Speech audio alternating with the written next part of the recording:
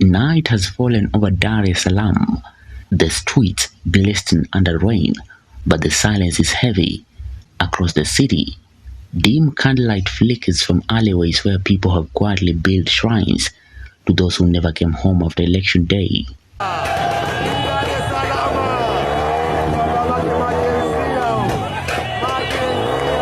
The Election Commission declared President Samia Suluhu Hassan the winner with 97.66% of the vote, almost 32 million ballots out of 37 million registered voters.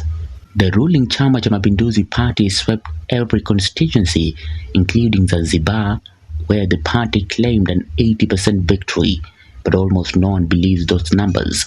Opposition leaders, especially from the Chadema party, called the process a sham. Their candidate Tundu Lissu had been barred from running after facing treason charges. The party was later disqualified for refusing to sign an electoral code of conduct it described as a weapon for control. Their slogan, "No reforms, no election," became a rallying cry and a death sentence for hundreds.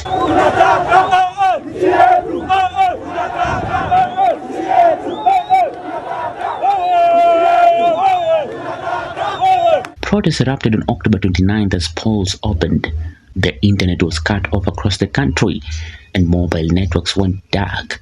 Curfews followed, enforced by soldiers and police firing live bullets.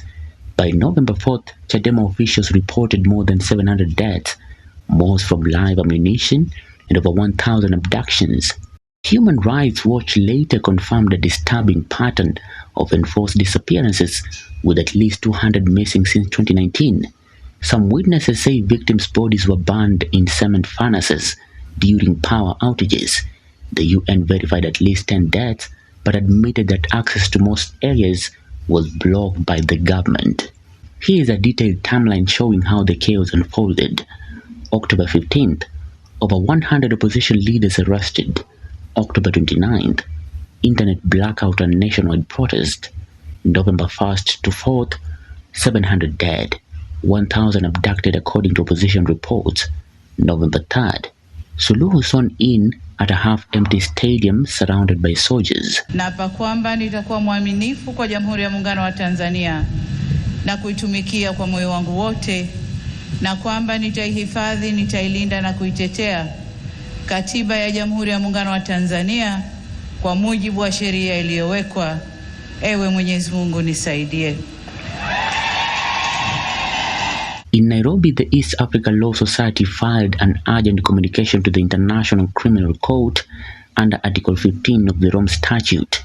They accused the Tanzanian government of systematic murder, torture, and disappearances, crimes against humanity.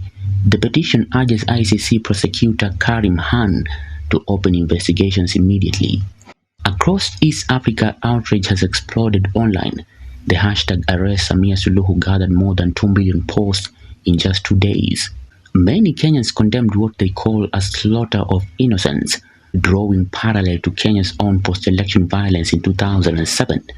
Advocacy groups such as Vocal Africa and the Pan-African Progressive Leaders Network accused the Tanzanian government of orchestrating mass killings with support from Zanzibari paramilitaries and Ugandan troops. Leaked videos smuggled out of Tanzania show protesters fleeing tear gas in Arusha and blurred footage of soldiers shooting point-blank in Mwanza.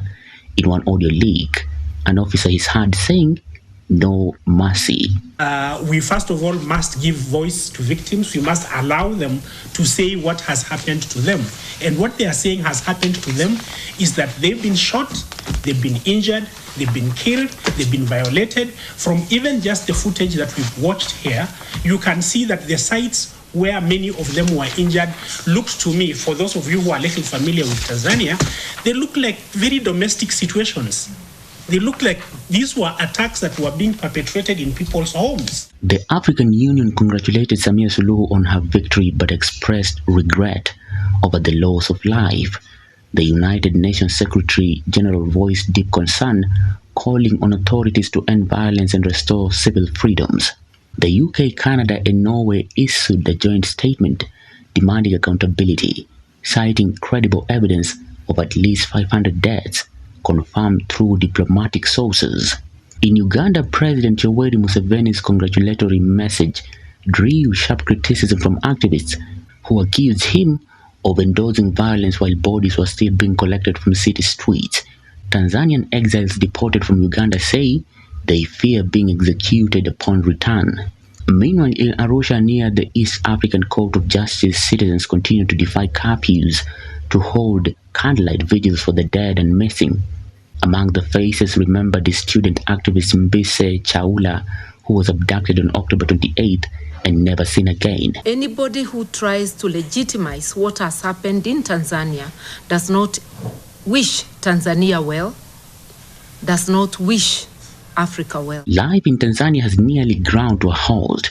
Fuel and food prices have doubled, schools remain closed, and public transport is suspended in several cities. Freedom House has now downgraded the country to not free, a sharp decline from the limited freedom seen earlier in Suluhu's presidency.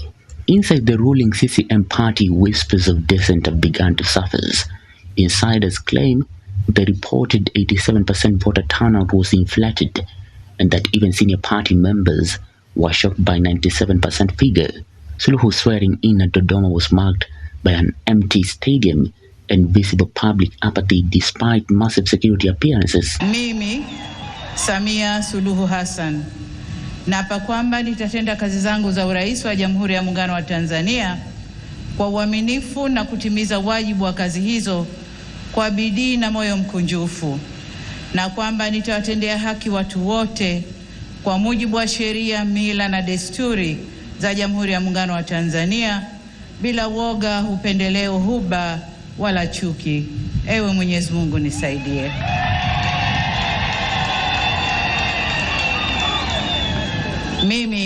Across East Africa, voices are rising louder. They demand that Samia Suluhu Hassan be held accountable under international law, the same standard used in Sudan, Kenya, and Mali. Legal experts say if the ICC finds enough evidence of systematic killings and disappearances, she could face charges of crimes against humanity. As the nights returned to Dar es Salaam, citizens light candles in quiet defiance. Their message is simple: the world must not look away, whether justice comes from The Hague or from within Tanzania. One truth remains: this election has left a permanent scar on the nation's conscience. The question now is whether the international community will act or let another tragedy fade into silence. For Maisha TV, I'm William Juma.